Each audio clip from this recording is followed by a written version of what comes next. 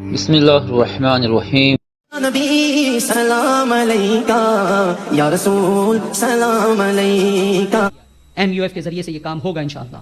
3,500 عبارتیں ہم نے نکالی ہیں ان کتابوں سے، وہ امت کے سامنے پیش کی جائے گی، امت فیصلہ کرے گی. اب مجھے یہ بتائیے کہ یہاں پہ صاف طور پہ انہوں نے کہا کہ اس زمانے میں ہدایت اور نجات موقوف ہے میرے اتباع پر. اب ہمارے علماء نے اس پر آبجیکشن لیا، اس پر اعتراض کیا کہ یہ تم کیا کہہ رہے ہو؟ تم سے بڑے بڑے عالم اس دور میں موجود ہیں اور تم یہ کہتے ہو کہ اس زمانے میں ہدایت اور نجات موقوف ہے میرے اتباع پر، تو کیا اب حضور کی اتباع کافی نہیں ہے؟ جو دیوبندی ہیں وہ کل اپنے مولویوں کے پاس جائیں، ان سے پوچھیں کہ تم ہمیں کس کی اتباع کروا رہے ہو، رشید احمد گنگوہی کی یا رسول اکرم صلی اللہ علیہ وسلم کی اتباع کروا رہے ہو؟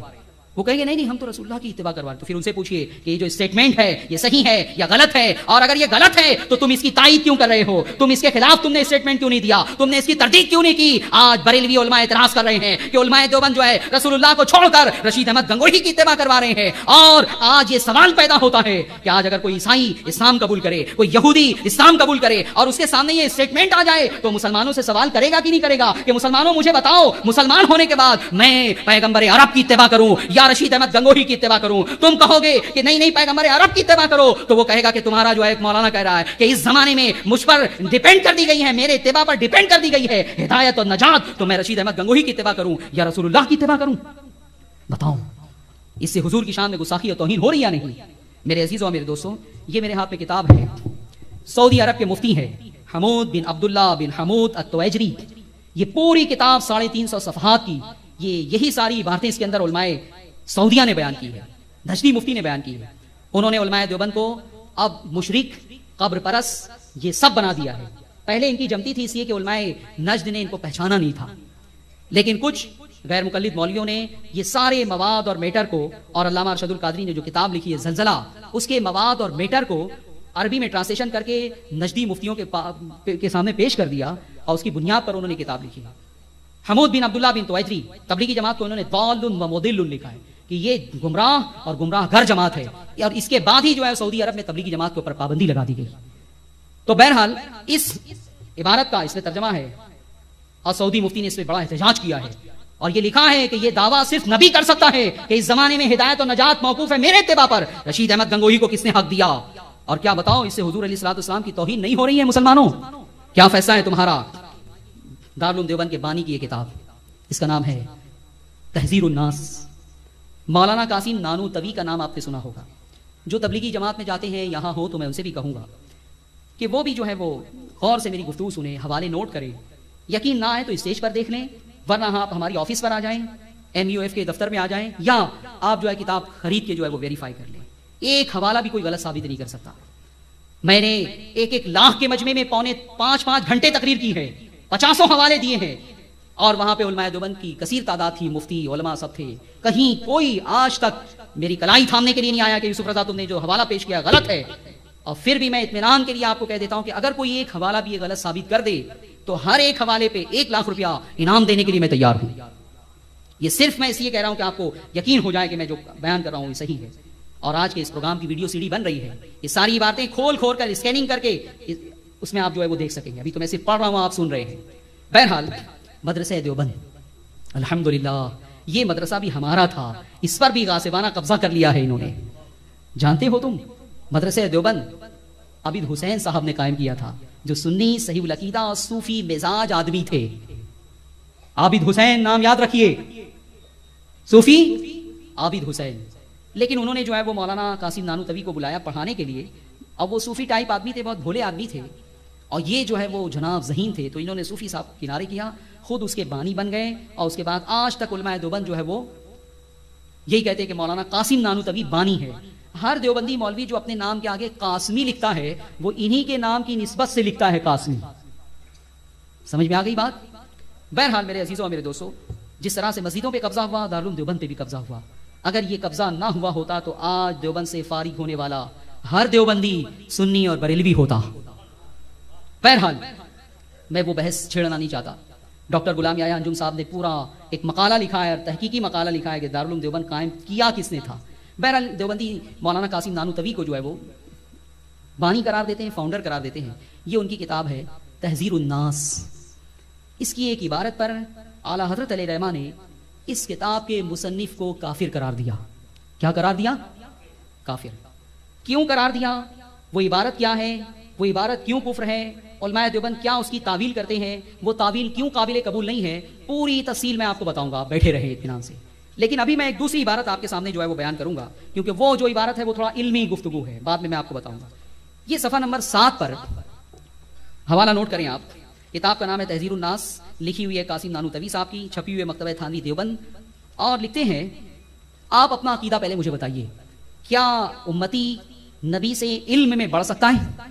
زور سے بولیے. عمل میں بڑھ سکتا ہے؟ ظاہری طور پہ بڑھ سکتا ہے؟ باطنی طور پہ بڑھ سکتا ہے؟ کسی بھی اعتبار سے نبی سے بڑھنے کا تصور اسلام میں کفر ہے، یہ تمہیں معلوم ہونا چاہیے. میں آپ کو روایتیں ابھی سناؤں گا. ایک صحابی رسول کا تو حال یہ تھا کہ عمر میں وہ حضور علیہ الصلوۃ والسلام سے بڑے تھے. تو ایک صحابی رسول نے کہا کہ آپ رسول اللہ سے بڑے ہیں. اکبر کا لفظ انہوں نے استعمال کیا، عربی میں جو بڑے کے لیے لفظ ہو سکتا ہے اکبر.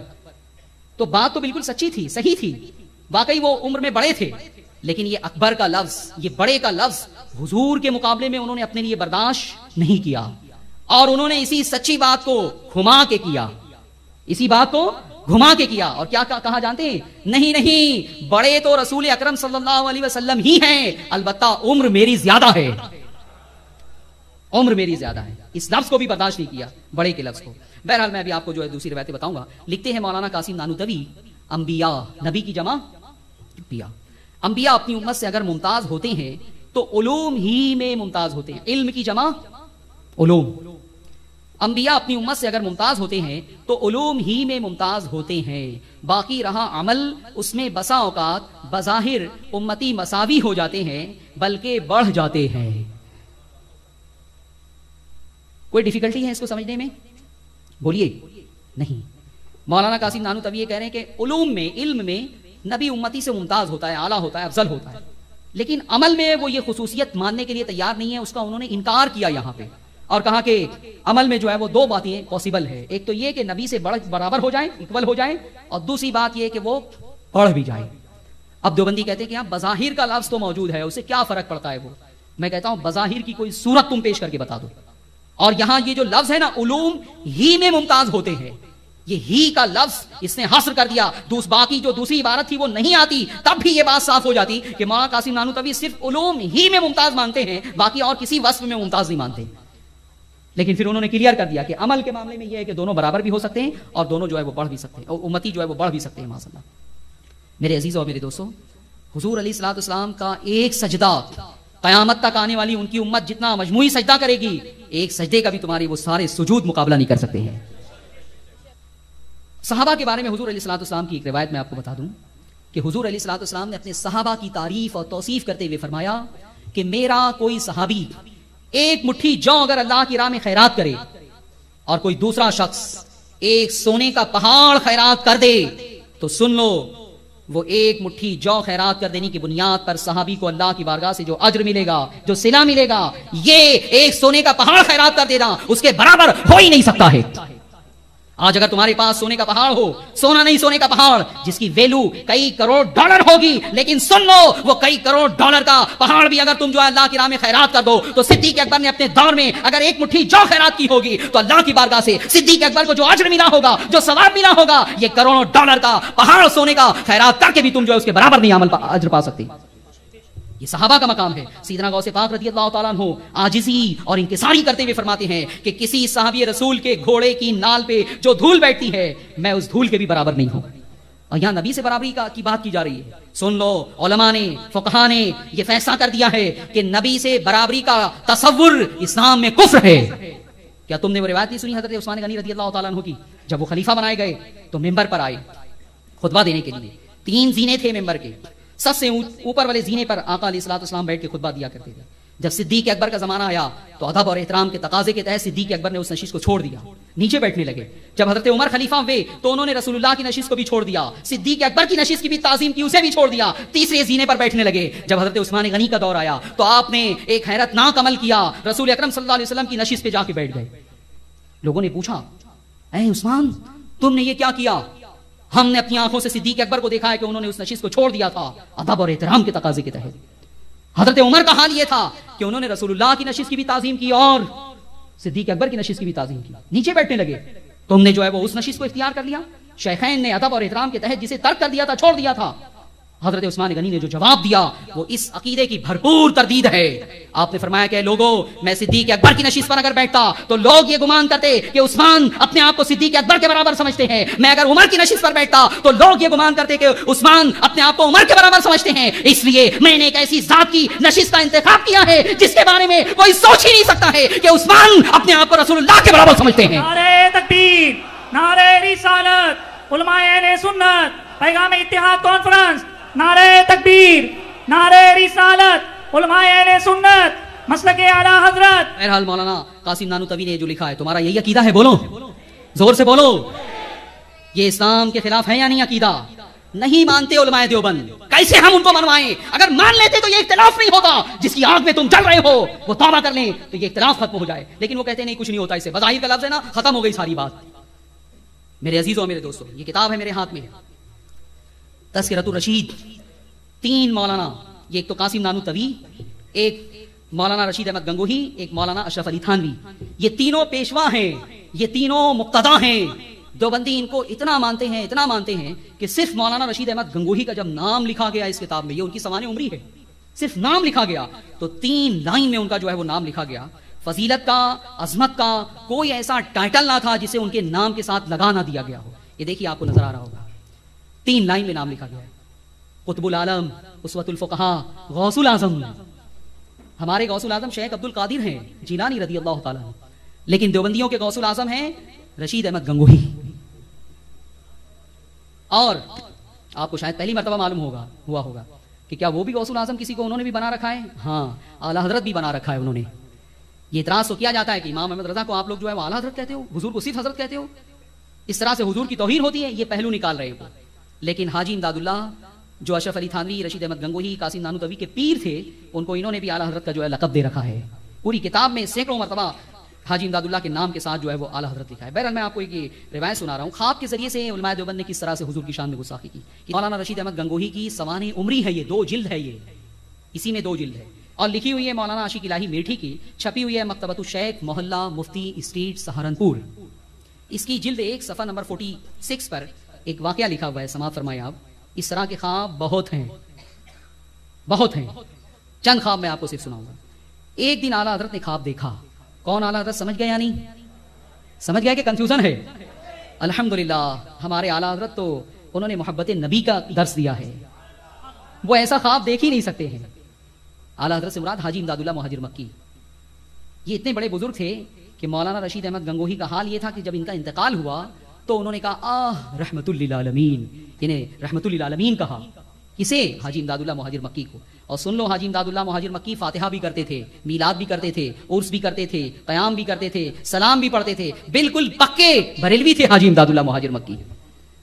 لیکن انہوں نے اس کے باوجود جو ہے وہ ان کو رحمت للعالمین کہا. تو بہرحال میرے عزیزوں اور میرے دوستوں, خواب بیان کرتے ہیں کہ ایک دن اعلیٰ حضرت نے خواب دیکھا کہ آپ کی بھاوچ آپ کے مہمانوں کا کھانا پکا رہی ہے, کہ جناب رسول مقبول صلی اللہ علیہ وسلم تشریف لائے اور آپ کی بھاوج سے فرمایا کہ اٹھ, تو اس قابل نہیں کہ امداد اللہ کے مہمانوں کا کھانا پکائے, اس کے مہمان علماء ہے, اس کے مہمانوں کا کھانا میں پکاؤں گا.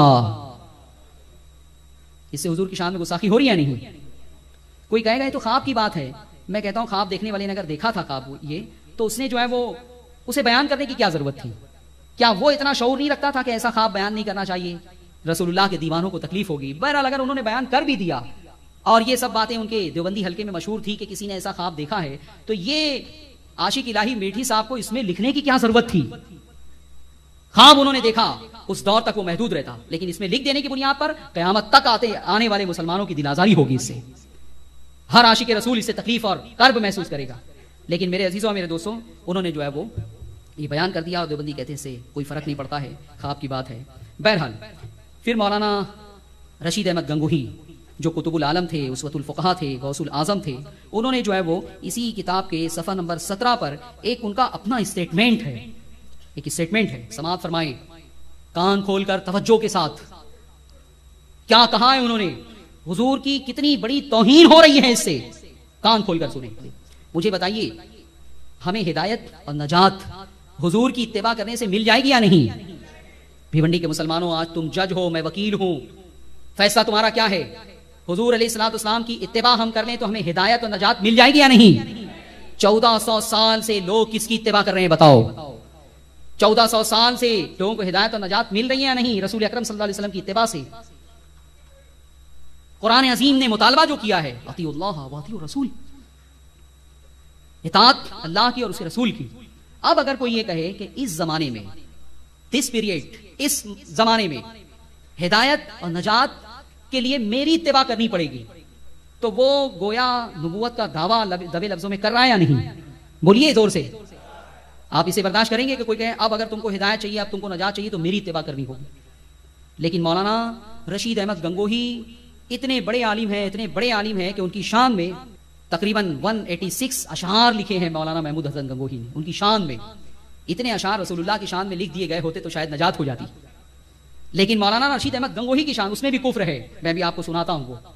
तो मौलाना, हवाला नोट करें, किताब का नाम है तज़किरतुर रशीद, छपी हुई है मकतबतुल शेख मौलाना मुफ्ती स्ट्रीट सहारनपुर, लिखी हुई है मौलाना आशिक इलाही मीठी, जिल्द 2 सफ़ा नंबर 17 पर लिखते हैं, सुन लो हक वही है जो रशीद अहमद की जुबान से निकलता है, और बाकसम कहता हूं कि मैं कुछ नहीं हूं।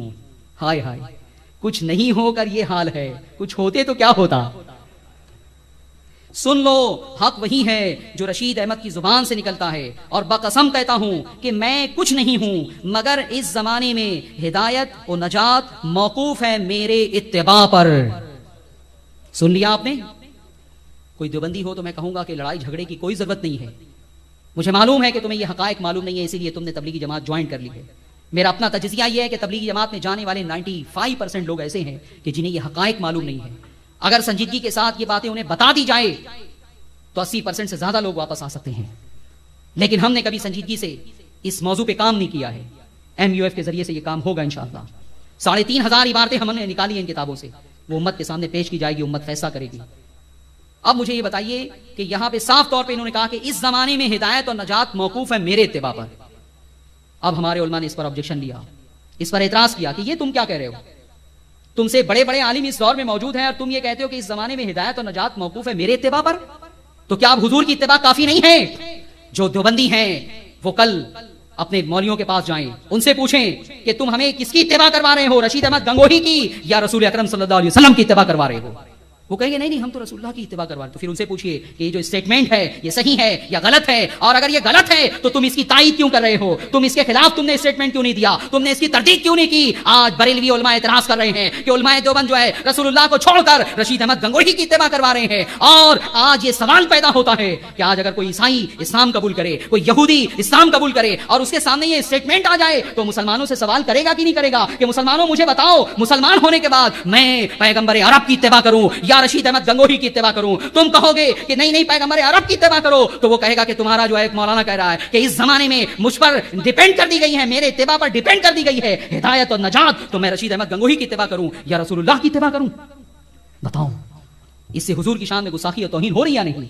मेरे अजीजों और मेरे दोस्तों, ये मेरे हाथ में किताब है, सऊदी अरब के मुफ्ती है हमूद बिन अब्दुल्ला बिन हमूद अत-तुवैजरी।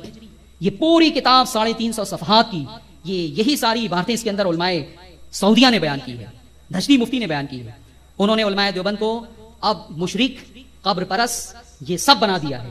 पहले इनकी जमती थी इसलिए कि उलमाए नजद ने इनको पहचाना नहीं था, लेकिन कुछ गैर मुकल्लिद मौलवियों ने ये सारे मवाद और मेटर को, और अल्लामा अरशदुल कादरी ने जो किताब लिखी है ज़लज़ला, उसके मवाद और मेटर को अरबी में ट्रांसलेशन करके नजदी मुफ्तियों के सामने पेश कर दिया, और उसकी बुनियाद पर उन्होंने किताब लिखी। हमूद बिन अब्दुल्ला बिन तुवैजरी, तबलीगी जमात को उन्होंने दाल्लुन व मुदिल्लुन लिखा है कि ये गुमराह और गुमराह घर जमात है, और इसके बाद ही जो है सऊदी अरब में तबलीगी जमात के ऊपर पाबंदी लगा दी गई। तो बहरहाल इस इबारत का इसमें तर्जमा है, और सऊदी मुफ्ती ने इस पर बड़ा एहतजाज किया है, और ये लिखा है कि ये दावा सिर्फ नबी कर सकता है कि इस जमाने में हिदायत और नजात मौकूफ है मेरे इत्तिबा पर। रशीद अहमद गंगोही को किसने हक दिया? और क्या बताओ, इससे हुजूर अलैहिस्सलाम की तौहीन नहीं हो रही है? मुसलमानों, क्या फैसला है तुम्हारा? उसके बाद नेक्स्ट, मौलाना महमूदुल हसन गंगोही बहुत बड़े आलिम है देवबंदियों के, कांग्रेस जिन्होंने अपने जमाने में ज्वाइन की थी और उसके बाद देवबंदियत को उसके जरिए से बड़ी तकवीयत पहुंचाई। उन्होंने एक किताब, एक मरसिया लिखा, 186 अशार लिखे, और उसमें भी जो है वो सब कुफ्र जो है वो बका गया है। एक शेर ये है, मरसिया गंगोही, ये मौजूद है, इसके सफ़ा नंबर 12 पर एक शेर लिखा हुआ है। ये स्टेटमेंट और ये शेर یہ دونوں جو ہے وہ آپ کو حقیقت جو ہے سمجھنے میں کوئی دشواری نہیں ہوگی. لکھتے ہیں ہدایت جس نے ڈھونڈی دوسری جگہ ہوا گمراہ. کیا لکھتے ہیں؟ ہدایت جس نے ڈھونڈی دوسری جگہ ہوا گمراہ، یعنی جس نے دوسری جگہ جا کے ہدایت ڈھونڈی وہ گمراہ ہوا. وہ میزاب ہدایت تھے کہیں کیا نص قرآنی، کہ ہمارے مولانا رشید احمد گنگوہی رحمت کے میزاب تھے. ہدایت یہیں ملے گی، دوسری جگہ جا کے ڈھونڈو گے تو گمراہ ہو جاؤ گے. تو یہ ہدایت کے لیے ضروری ہے یعنی کہ مولانا رشید احمد گنگوہی کی اتباع کی جائے. علماء دیوبند کا اندر اندر یہی عقیدہ ہے، لیکن وہ اسے ظاہر نہیں کرتے، شو نہیں کرتے. اور ہمارے علماء ایک زمانے سے ان ساری چیزوں کو پکڑ کے احتجاج کر رہے ہیں. بہرحال میرے عزیزوں اور میرے دوستوں، بہت سارے اشعار ہیں. ایک جگہ اسی میں لکھتے ہیں صفحہ 12 پر، خدا ان کا مربی، وہ مربی تھے خلائق کے. مربی سمجھتے ہیں نا، پرورش کرنے والا، پالنے والا. تو لکھتے ہیں خدا، مولانا رشید احمد گنگوہی کی شان میں، خدا ان کا مربی، وہ مربی تھے خلائق کے، مخلوق کے. میرے مولا میرے ہادی بے شک شیخ ربانی، کہ یہ جو میرے مولا ہے یہ ہادی ہیں میرے اور شیخ ربانی ہے. ایک شعر اور سنو اور تمہیں فیصلہ کرنا ہوگا. تم نے یہ قانون سن لیا کہ کسی نے غیر نبی کو نبی پر فوقیت دی تو وہ کافر ہو جائے گا. لکھتے ہیں مردوں کو زندہ کیا، زندوں کو مرنے نہ دیا. مولانا رشید احمد گنگوہی نے 2 کام کیے. کتنے؟ مردوں کو زندہ کیا، زندوں کو مرنے نہ دیا. اس مسیحائی کو دیکھے زری ابن مریم. ابن مریم حضرت عیسیٰ علیہ نبینا علیہ الصلوۃ والسلام. قرآن میں ان کا معجزہ بیان کیا ہے کہ انہوں کو کہتے ہیں وَأُحْيِي الْمَوْتَ بِإِذْنِ اللَّهِ، کہ میں مردوں کو زندہ کر دیتا ہوں. تو مولانا محمود الحسن گنگوہی چیلنج کر رہے ہیں حضرت عیسیٰ علیہ نبینا علیہ الصلوۃ والسلام کو کہ تم تو صرف مردوں کو زندہ کر دیتے تھے، ہمارے حضرت کی شان آؤ دیکھو. اے عیسیٰ تم تو زندہ ہو نا، آسمان پر اٹھا لیے گئے ہو. تو وہ کہتے ہیں مردوں کو زندہ کیا. جو کام تم نے کیا نا مردوں کو، وہ تو کیا ہمارے مولانا رشید احمد گنگوہی نے. مردوں کو زندہ کیا، زندوں کو مرنے نہ دیا. کہ انہوں نے تو زندوں کو مرنے بھی نہ دیا، یہ کام تو تم نہ کر سکے. پھر اسی لیے کہتے ہیں اس مسیحائی کو دیکھے. یہاں 2 چیزیں ہیں، مردوں کو زندہ کیا، زندوں کو مرنے نہ دیا. اس مسیحائی کو دیکھیں زری ابن مریم. ذرا کو زری جو ہے وہ لکھا ابن مریم کو چیلنج کیا گیا ہے. لیکن یہاں کہا جا رہا ہوائج دین و دنیا کے کہاں لے جائیں یا رب. جب رشید احمد گنگوہی کا انتقال ہو گیا، وہ اس دنیا سے چلے گئے، تو پھر اب جو ہے وہ مولانا گنگوہی محمود الحسن گنگوہی کو بڑا پرابلم ہو گیا. اب وہ اللہ کی بارگاہ میں کہنے لگے ہوائج، ضروریات دین و دنیا کی کہاں لے جائیں یا رب. گیا وہ قبلہ حاجات روحانی و جسمانی، کہ روحانی اور جسمانی جو حاجتوں کا قبلہ تھا وہ جو ہے وہ اب اس دنیا سے چلا گیا. تو اے رب ہم کہاں لے جائیں اپنی حاجتیں. تم تو یہ کہتے ہو کہ رسول اللہ سے اگر کسی نے کچھ مانگا تو مشرک ہو جائے گا. یہاں اللہ کی بارگاہ میں کہہ رہے ہو کہ اب کہاں لے جائیں. ارے اسی کے یہاں لے جاؤ، وہی جو ہے رب سب کچھ عطا کرنے والا ہے. تم اس کے یہاں جا کے رونا رو رہے ہو کہ ہمارے مولانا اب چلے گئے، اب دین و دنیا کی حاجتیں ہم کہاں لے جائیں. معاذ اللہ. دوستو، اتنی محنت سے آپ کے لیے اسلامک انفارمیشن پیش کر رہا ہوں. آپ سے ریکویسٹ ہے، اپیل ہے کہ ہمارے چینل کو سبسکرائب ضرور کریں اور اپنے دوستوں میں شیئر بھی کریں. ویورز، آپ دینی مسائل کے متعلق سوالات کر سکتے ہیں، آپ کو قرآن اور حدیث سے صحیح جواب دیا جائے گا. ویورز، سنی اسلامک فیکٹ چینل کو لائک، شیئر اور سبسکرائب کیجیے اور بیل بٹن کو ضرور دبائیں تاکہ آپ کو ہمارے سبھی ویڈیوز ملتے رہے.